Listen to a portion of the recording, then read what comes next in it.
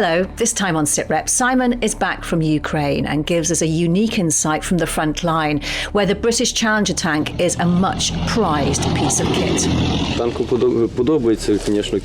I really like this tank. Our previous ones are very different, like the old T-80. The Challenger is far more manoeuvrable, it's big and spacious. We also talked to former British Army officer Ed Arnold about the UK-led Joint Expeditionary Force, why he thinks it's had a decade of success, but is warning, use it or lose it. And Syria, a shock end to more than a decade of civil war, is followed by new military action from outside. So what is next? Sitrep with Kate Gerbeau and Professor Michael Clarke. It was Ukraine in 2022, October the 7th, and the Israel-Gaza war last year. Now we've had the big curveball of 2024, Mike. Yeah, another year, another war. I sometimes think I'm the fifth horseman of the apocalypse, in that I'm always reporting on, new wars and conflict and related unpleasantness. But I think what is realistically happening is that international norms are breaking down quite quickly. And so things are very easily disrupted, and local forces now feel that this is their moment. And that's exactly why the Hayat Tahrir al-Sham decided this was their moment to try to push in Syria. And suddenly, what's happening in Syria is geopolitically more important than anything that's happening in Gaza and Lebanon so far. That's all been big stuff created by the 7th of October attacks. But geopolitically, this is now rather more important. Will have bigger consequences.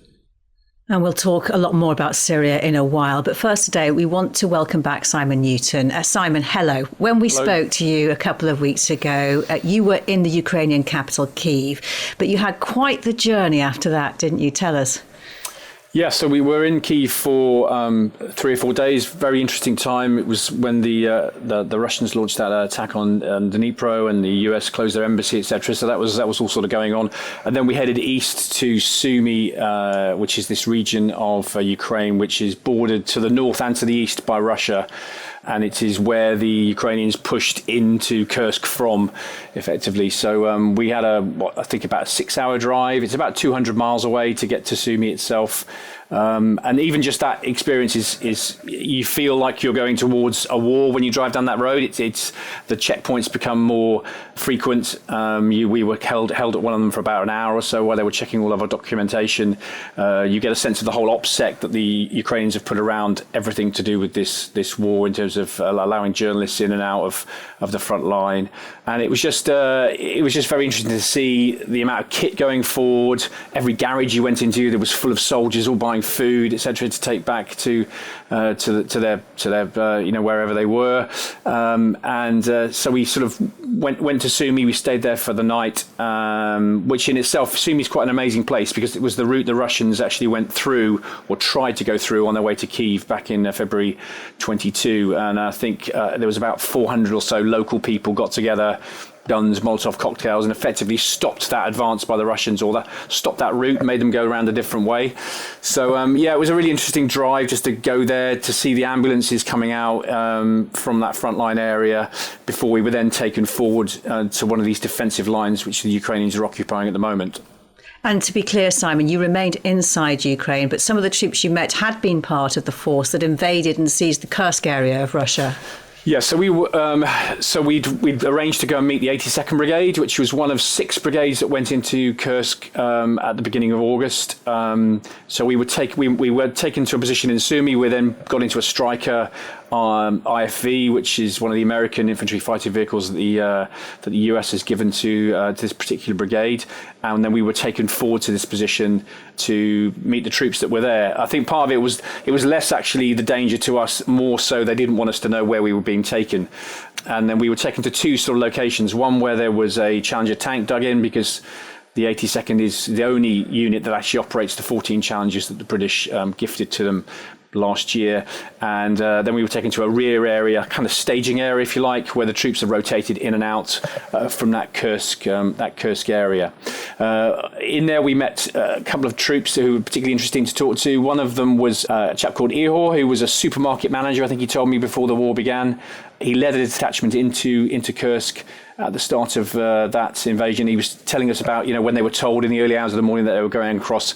This was him telling us a little bit more about that event back at the beginning of August. To be honest, we'd all guessed something was happening because they'd moved us here to Sumy rather than to Zaporizhia or Vovchansk. I briefed my guys to be ready. I told them, guys, we're near the border. We're going to break through. And we did. All of them, the entire staff cheered. We had a real confidence knowing that we were attacking them on their own land, and we're still doing it now. And he was telling me that they were the part of the brigade that pushed the furthest into Kursk, sort of east of Sudza. They held back a Russian counteroffensive for about 35 days, they were saying. And he was telling me how tough the fighting has been for them there. This was the unit, obviously, that lost the Challenger 2 tank that was hit by a Lancet launch ammunition at the beginning of that cross-border incursion. And in fact, one of the driver that actually took us in, who was driving a vehicle, he'd been on board that tank. The commander of that tank was killed. He survived and was now on driving duties because of that. But we also met another young paratrooper who was a lad named Ivan, who was 27, I think. He was from Kyiv.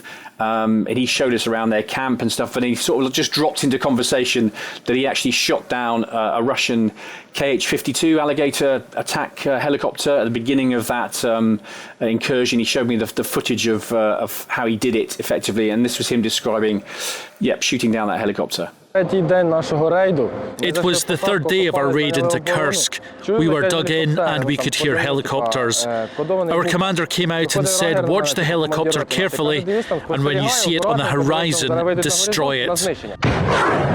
I fired and there was a lot of exhaust smoke. Then I ran into the trees and down into the dugout. I didn't even see it hit the helicopter, and I was asking the guys if I got it. They were congratulating me, shouting, so happy. Probably even happier than me. And interesting where you saw Yvonne talking to me there, that sort of staging area is completely underground because of this drone threat, and we were sort of taken down into these underground bunkers where we were shown there. They've got pictures from their little kids on the walls, like most dads would have, and it was sort of talking to us about that. They did all look really tired, I have to say. They denied they were, but they look exhausted to me, and they obviously are just waiting for the first snow of winter and this third winter of war ahead for them. Absolutely a fascinating time to hear those first-hand accounts there. Mike, it was a gamble by Ukraine invading Russian territory. It comes at a price, but right now it does look like a gamble that was worth taking. Maybe, yeah. It didn't pay off in the most central way of relieving pressure from the Russians further south towards Pokrovsk and Chasiv Yar and so on. The Russians seem to be determined to put even more into that to show that Kursk didn't distract them. But there were two other advantages, or have been. One is that they're still holding on to it. And so if there's to be some sort of negotiation over a ceasefire next year, it will become relevant that they have got Kursk. And Putin clearly wanted Kursk to be settled long before any ceasefire negotiations. And I must admit, I'm surprised. I thought that Putin would put a lot more into recovering Kursk within a couple of weeks. So I'm surprised and I'm impressed that the Ukrainians have still got it. The other tactical advantage they've had is that it was pretty clear about 2 weeks ago, maybe 3 weeks ago now, that the Russians had two divisions ready to strike westwards towards Dnipro, and that they clearly were intending to do that, but they didn't. They moved them to Kursk because they needed them there. And so I think the Kursk operation has already had an effect in actually relieving pressure that would have extra pressure that would have developed down in the southwest. So yes, they've got something out of it, but not what they really wanted, which was a big counterpunch that would really destabilize the Russian effort. It hasn't done that, but it certainly complicated it. And Simon, you did get to see one of those British tanks, the Challenger 2. On the one hand, it's a single tank, but the stories attached to it and the people you met with it do give a real insight into the war. Yeah, so we went into a wooded area, and I've been on lots of exercises, and you see British soldiers disguising tanks with camouflage netting and things like that. But this was quite incredible. You just literally couldn't tell there was a huge Challenger 2 tank there. They'd done such a good job of disguising it because of this drone threat. And they were telling me that I think 3 days earlier they tried to move this tank, and they'd been hit, or some buildings nearby had been hit with 3 glide bombs pretty soon afterwards. So they know they're kind of being watched. But yeah, we went and met this crew. Some of them have been welders a year before. It was a real mix of guys. They love the tank. They love its accuracy. They love this cannon that it has, the gun rather, but they're not so keen on its mobility. This is a story we're quite familiar with, that they find it difficult to move around in the mud of Ukraine with the track pads that it has on the Challenger. So this tank, like many others, I believe, of the Challengers particularly, are dug in, and they're using them as kind of like self-propelled howitzers, mobile artillery effectively, rather than moving them forward. But what they love this tank. They had been in combat. If you've seen the pictures of them going forward into Kursk, this particular unit, you see them being hit by drones. One guy was telling me they got hit 4 times by Russian helicopters, attack helicopters in one attack, and they all survived that because of the armour that's on the Challenger. So they were very, very fond of it indeed. But it was fascinating to see it, but they had disguised it so well, I have to say. It was so difficult to even find it. Mike, clearly the Challenger 2 is valued by Ukrainian troops. We gave them 14 2 years ago. 2 have now been destroyed. But let's put that into context. Ukraine has had at least 700 tanks destroyed, almost 300 more damaged, abandoned or captured. What we've given looks like a drop in the ocean. But if we gave any more now, could it make any difference? Well, it would if we had them to give, but we just don't. I mean, 100 Challenger 2s would make a difference, but we don't have 100 Challenger 2s ourselves, which are actually serviceable and ready to go. So it's a sort of an academic question, but in principle, of course, if the Ukrainians could get hold of Leopard 2s, Challenger 2s and Abrams M1s, if it could get a couple of hundred of those, it would make a difference. But the fact is, the 14 that we gave was really part of the tank coalition.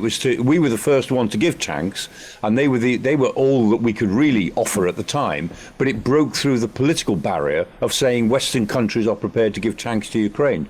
We were never able to give more than a handful, and we couldn't now even. But if Germany were to step up with more Leopard 2s, and the United States, it's not likely to, but was to give a lot more Abrams, they would make a difference. But when we're talking about this sort of warfare, you talk about tank numbers in the dozens and low hundreds that make a difference, not in up to a dozen. Anything less than a dozen is, I wouldn't say it's not neither here nor there, because these tanks do perform well. But ultimately, this is about scale as much as it is about technology.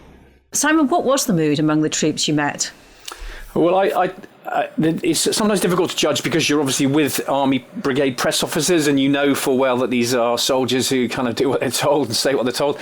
But I think they looked genuinely tired, as I said before. Their mood and morale didn't seem bad.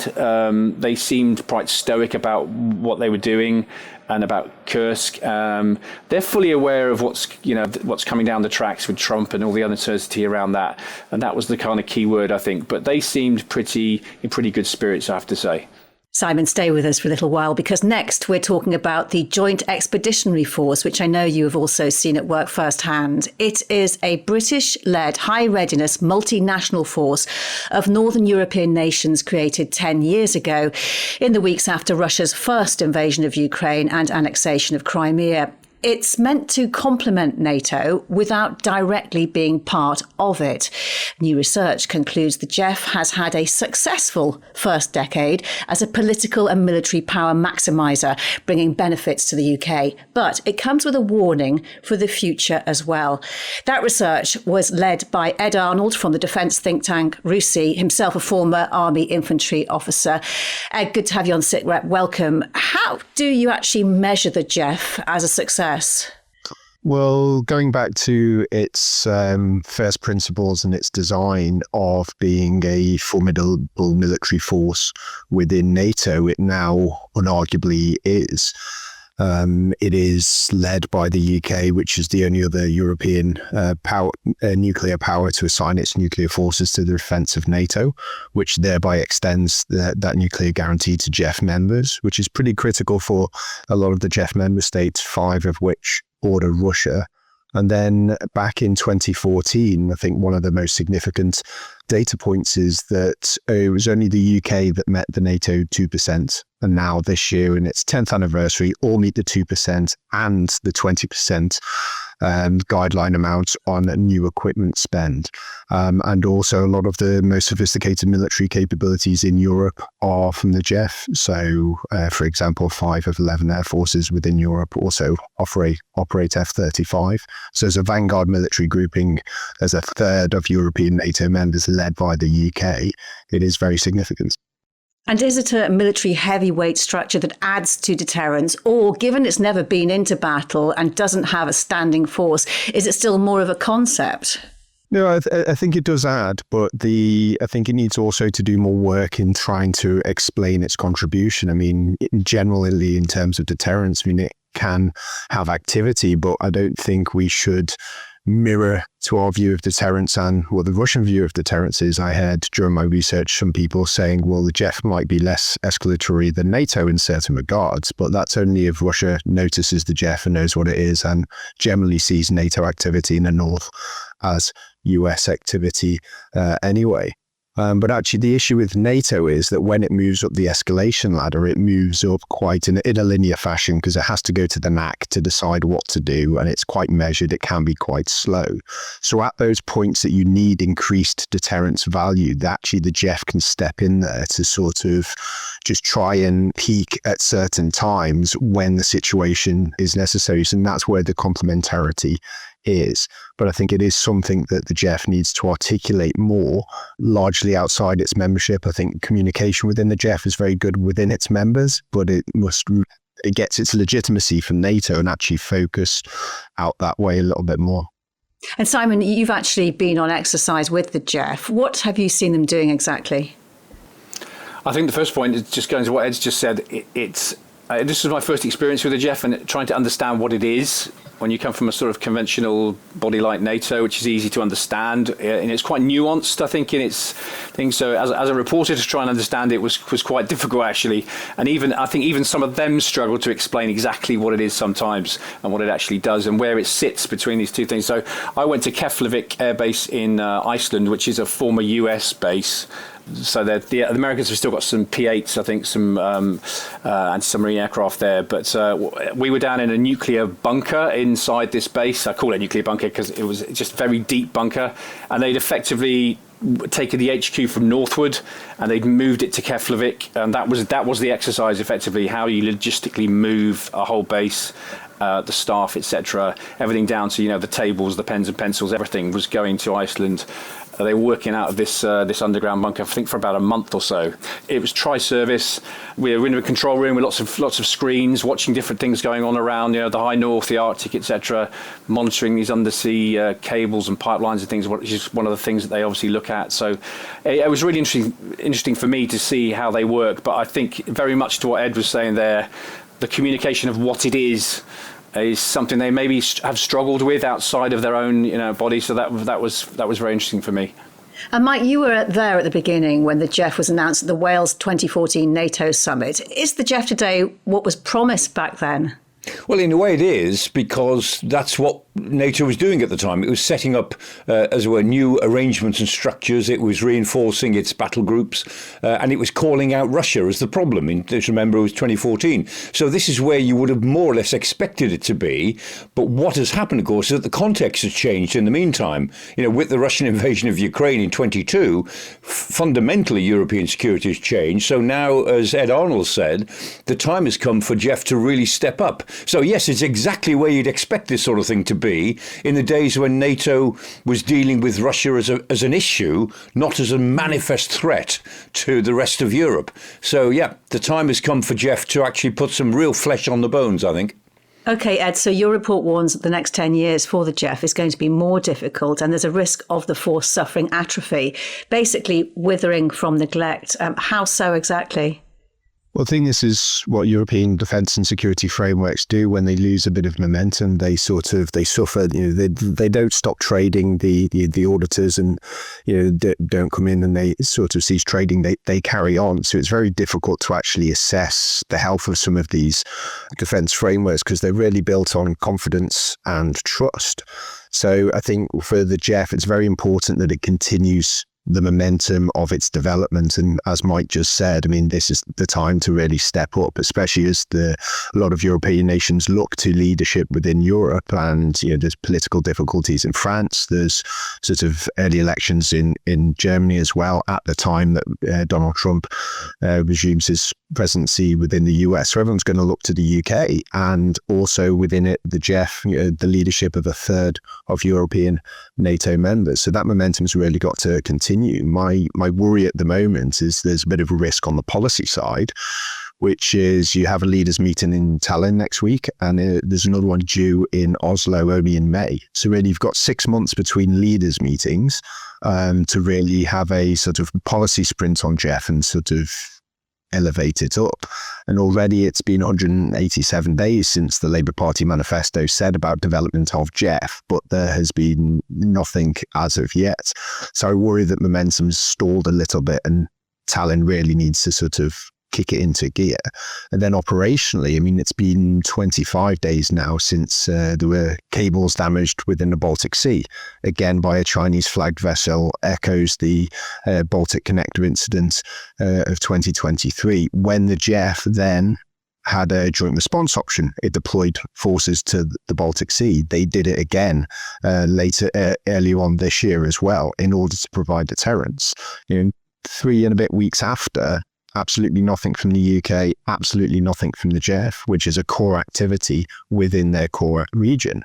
And it really puts the Danes in a pretty difficult position. And if the Yipeng 3, which is the vessel which is suspected of damaging those cables, moves into Swedish waters, also a Swedish problem. And really, I'm very surprised that there's been nothing from the UK or the JEF, because it's going to be a diplomatic incident if the Danes or the Swedes have to board a Chinese vessel, a really big geopolitical incident. And, well, what could happen? Well, the UK as a P5 nation, significant NATO member, they could really diplomatically support the Danes to say, well, whatever you think's necessary, we back you. But thus far, it hasn't been forthcoming. So this is where I talk about sort of confidence and trust, that it actually can erode. And if it does, then yes, the JEF will likely atrophy. I mean, it'll still exist, but people will think, well, actually, maybe it's not up to what it suggests it is. Why don't we just put more effort into NATO?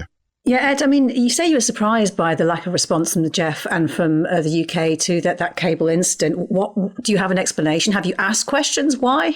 I've asked questions. Nothing as of yet. And the risk for the JEF is, so on the 28th of November this year, just shortly after, there was a Nordic-Baltic NB8 meeting that happened in Sweden, and the Polish Prime Minister Donald Tusk went there. Emmanuel Macron even zoomed in to say hello, and they discussed sort of the usual things that JEF nations might discuss.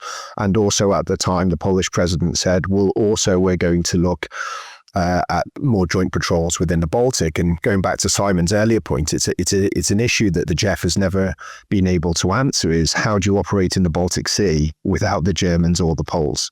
Especially as the Germans run NATO's Baltic Maritime Command. And then also that we're seeing today that Macron is going over to see Tusk to talk about potential deployments in Ukraine if we move into a negotiated phase of the war. Again, talking about future European security issues of great salience. The UK is not there at the moment. And I think, again, this is where I worry both on the policy side and the operational side, which is a benefit of JEF. Most defence frameworks are only on the policy side. We have a command and control arrangement led by the UK, which is well tested, set up in 2015 under the Standing Joint Force headquarters. So again, with all of the advantages that I identified from the JEF in my paper, it's use it or lose it. And if we're not using these advantages of the JEF, it will just wither. People will still talk about it, but I think people will not invest in it in a way that they have up till this point. And Mike, one of the points in Ed's report is that the JEF could set the pace and standard for Europeanisation of NATO. But this then reminds me of the concern that you've raised before about the different priorities of the northern and southern NATO members. And JEF is definitely north focused. Does it risk dividing rather than complementing NATO? Well, that's something that Sakur does worry about, and his office worries about, because NATO is an organisation of 32 nations, and there is a clear difference between the natural security agendas of the northern members and that of the southern members.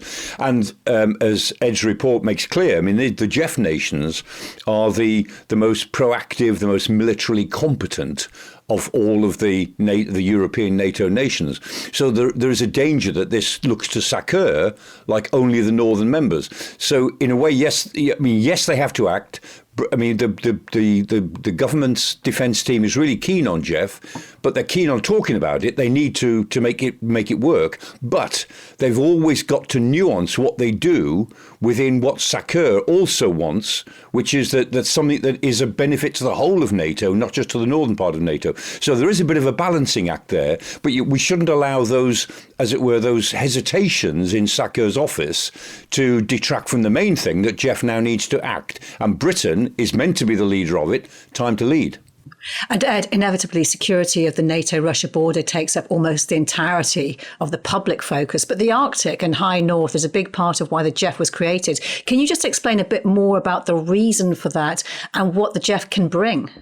Yeah, well, actually, I mean, it's interesting that the JEF initially was, I mean, and it still is, when you read the policy documentation, a global force, that it can operate anywhere in the world, but it's been more focused on Northern Europe, especially in the last couple of years, and its core regions described as the North Atlantic, High North, and the Baltic Sea. I recommended that the Arctic should specifically be called out there as well, because it helps with the UK engagement particularly, and also brings the JEF far more in line with US strategy within the Arctic, identifying the Arctic as probably the sort of the focus point for great power competition between the US, China, and also Russia. But the issue is operating up there militarily. I mean, it's really harsh environments, whether land, air, and sea. And the JEF nations, generally speaking, have all of those capabilities that allow it to operate in the north.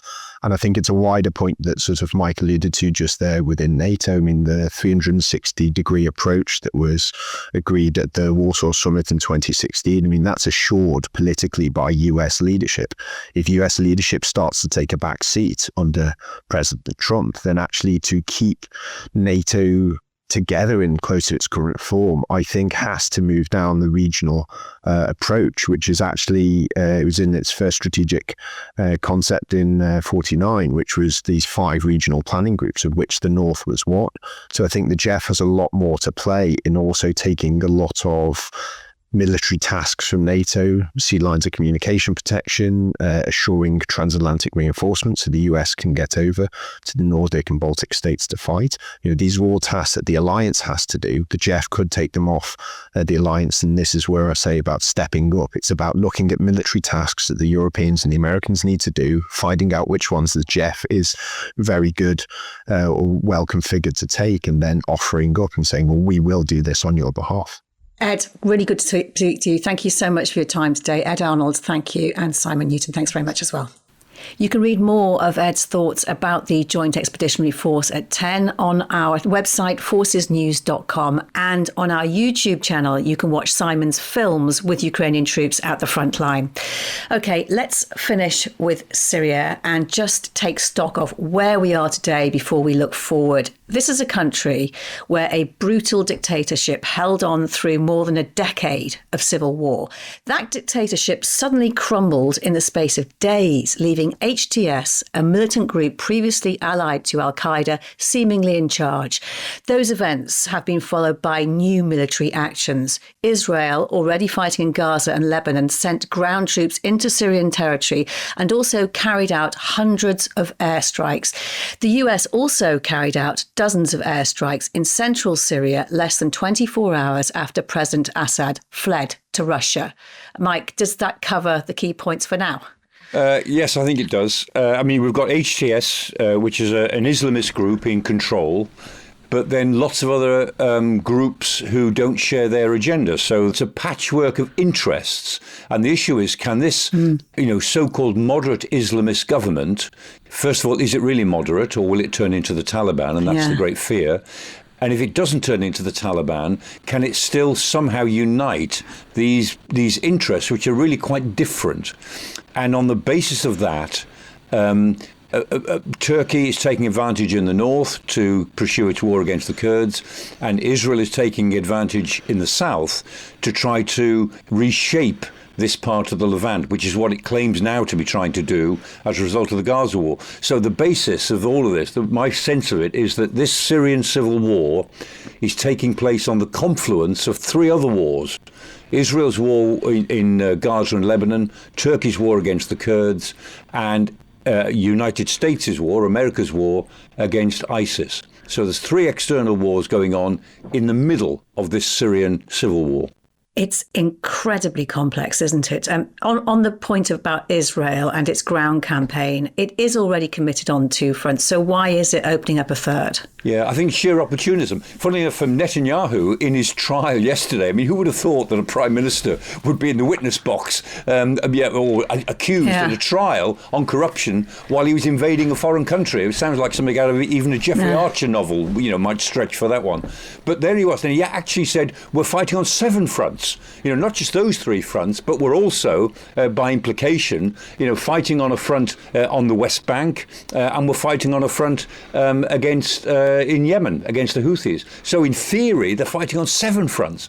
But this particular front, this third front, which, and you're right to call it that, is opportunism and fear that an Islamist government in Damascus, which after all is very close to Israel, would then be physically close to the Israeli border, that Islamist government, if that's what it became, would be a real threat. So the Israelis are preemptively destroying as much of the military structure of the old Syrian army as they can before this government has a chance to really get itself moving. And there was an interesting thread posted on X on Monday by Naftali Hazoni, who describes himself as an Israeli fighter pilot turned combat special forces. I'll just read you a bit of the thread and what he wrote. Israel has conquered Mount Hermon, the highest mountain in Syria, 40 kilometers from Damascus, putting the Syrian capital in range of Israel's artillery shells. He also points out that Mount Hermon has effectively blocked Israel's northern defences, creating a radar blind spot looking into Syria and parts of Lebanon, which has been exploited by Iranian low-flying drones. Now Israel, he says, can put radar and communication sensors on the top of the mountain, which can look far into both Syria and Lebanon. That also means, he says, they can see Hezbollah smuggling routes and use the mountain as cover for Israeli special forces operations. Wow, Mike, if nothing else, it's a really good illustration of the very complex connections in the region. Yeah, and of course, I mean, in legal terms, Israel's got absolutely no right to be there because this is a mountain right in between the Syria-Lebanese border, so it's got nothing to do with Israeli territory.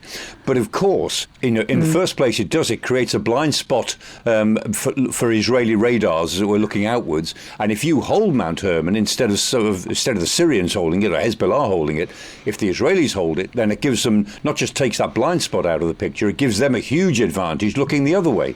So it's an absolutely central and important military objective.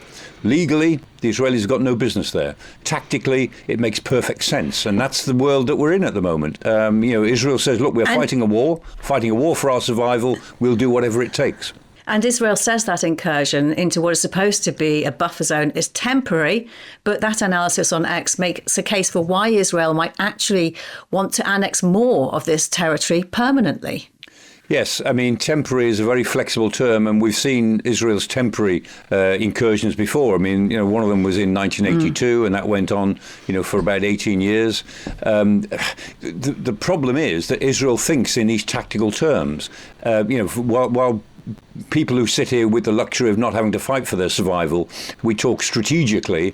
The Israelis feel that they are up against a very immediate threat, and if they think that Syria will be taken over by a really Islamist government, if they think they'll be facing a kind of a Taliban in Damascus, then I'm sure they will annex a certain amount of Syrian territory. I mean, I think everything is up for grabs at the moment because Syria is a really important territory. It's a big country, 25 million people. It's much bigger than Lebanon, much bigger than Israel, far bigger than the Palestinian territories in geographical terms. And who controls Syria is really important to Turkey, to Iran, and to Israel. And that buffer zone is supposed to be maintained by UN peacekeeping troops. Will they actually do anything about this? I think it's doubtful. They can act as observers, but there's not much they can do. And they certainly, in the middle of a war, they don't have the capacity or the arms to actually prevent anybody from doing very much. I mean, there's 10,000 of them in UNIFIL, United Nations Force in Lebanon. They've been there since 2006. The last time I looked, two were British. They were there for liaison purposes. So I think UNIFIL are a force that could be expanded if there was some sort of ceasefire deal that needed to be enforced. But it would have to be expanded, it would have to be tripled or quadrupled to have any real effect. But 10,000 sounds like a lot, but it's not a lot when you're trying to look after so many different parts of a very volatile front. So I think the best we can expect from UNIFIL is to act as a reasonably impartial observer service to actually monitor what they see and what they can find out about what's happening on the ground.